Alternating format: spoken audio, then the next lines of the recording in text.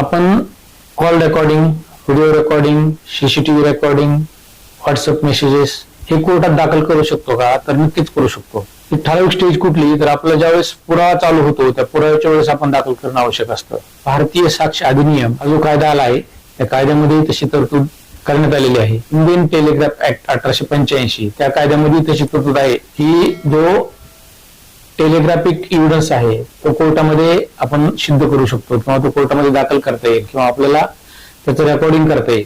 अशा प्रकारची तरतूद या दोन्ही कायद्यामध्ये होती. मित्रांनो, आपण याच गोष्टीचा विचार केला तर आपली भारतीय राज्यघटनेमध्ये आर्टिकल 21 नुसार हे असं रेकॉर्डिंग करणं म्हणजे एखाद्याच्या परस्पर रेकॉर्डिंग करणं, एखाद्याला माहित नव्हतं रेकॉर्डिंग करणं म्हणजे त्या माणसाच्या राईट टू प्रायव्हसीचं एक व्हायोलेशन आहे.